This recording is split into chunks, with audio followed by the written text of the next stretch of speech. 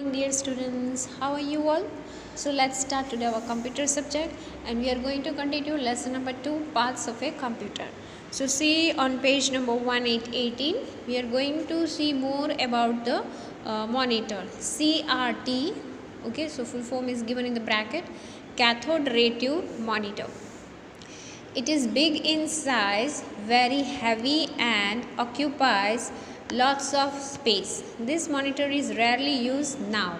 Okay, so in last class already we did types of monitor, and here it is in described name of each and every monitor type, that is CRT. Second one, LCD, bracket it is given LCD full form, liquid crystal display monitor.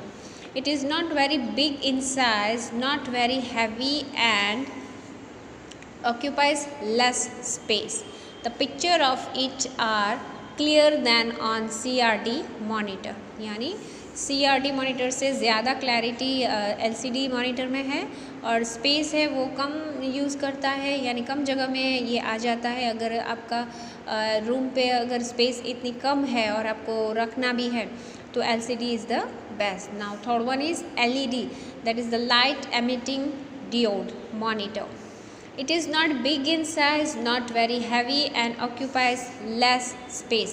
The picture on it are clearer than the LCD and CRT monitors, and more better and clarity of monitor rather than the CRT and LCDs on LED monitor. Okay, so now we see CPU. CPU, the central processing unit, main part of the computer, brain of the computer. It is the brain of the computer. This is a very computer does all its processing work. It is also called the system unit. Here is the picture, and now we will see the inside part of the CPU. Okay, you can see from the picture given on the page 18 of your textbook. Okay, this is SMPS. So we will see detail about each and every part and full form also of it is what is the SMPS. It is the switched mode power supply. Okay, so part of the computer, part inside the CPU. Some hardware parts of computers are inside the CPU. Okay, so this one is also inside the CPU. See, this is the box, this box. Okay, here outside it is shown how does it look. Okay, so it is the back part of the CPU, and here you can see hard disk. Okay, hard disk drive, this is the picture, and below that motherboard part inside the CPU. This is the full motherboard shown over here, and RAM, that is random access memory, green chip you can see, one type of, here it is. Okay, and then it is processor. Okay, so here is the processor. So you can see how minute parts are fixed in this motherboard, on the motherboard. Now we will see in detail motherboard, what is the use of motherboard and how does it help the CPU.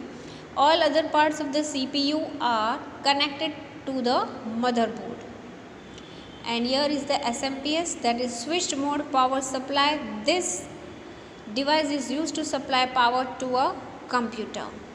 Okay, so when you switch on computer, then you are going to switch on the CPU button also. So here is the power supply. Okay, gives to the CPU to start the computer. Next is hard disk drive, where you store your data permanently inside the computer. And now what is the RAM and processor? See on page 19 about RAM, that is the random access memory. It stores data temporarily inside a computer. Okay, and next is processor. This is the actual processing device of computer. When you enter anything, for example you type with the help of keyboard, process goes on the CPU. So this is the processor does the work, and you get the result on the monitor, or you can get a result with the help of output device, another printer. And here is the main part of the processors. Okay, processor is the main part, and here are the different main part of also you can see in detail. First one is ALU, in bracket it is given arithmetic logic unit. Now it does process on which Okay, you type simple language, for example we type one paragraph, okay, in English. Second thing, sometimes we do work related mathematics also. So how computer does work, and understand the difference between the maths and English work.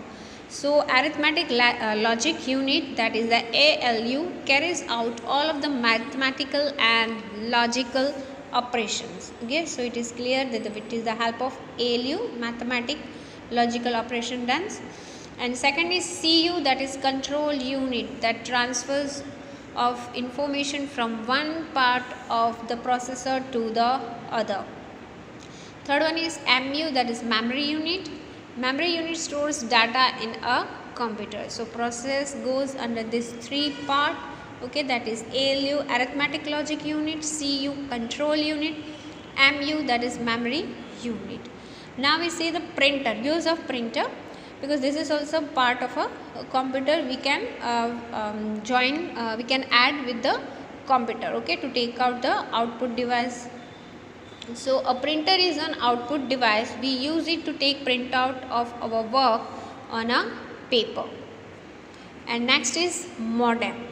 Okay, a modem connects one computer to other computers through the internet and exchange information over telephone line. Okay, you are using internet with the help of telephone connection. Okay, so modem is used to connect, so you can transfer your information from another. Okay, and next is CD-ROM. CD-ROM, here it is given a full form of CD-ROM is here, that is compact disc read only memory. Okay, full form of CD-ROM. Only if you see CD, that is compact disc, ROM, that is read only memory. Most often you have heard this word RAM and ROM. RAM means random access memory and ROM means read only memory. Okay, here it is given read only memory, full form ROM. It is a storage device of a computer. It stores information outside of a computer. We can store a large amount of information in one CD-ROM. So here is the CD, okay, CD-ROM. So here you can store your data that you can take anywhere else also with the help of this CD. Okay, so you store your data in this CD. And another thing, mostly people nowadays use pen drive. Pen drive is nowadays common storage device of a computer. You can take anywhere this one also, because this is reusable and this is not reusable. Okay.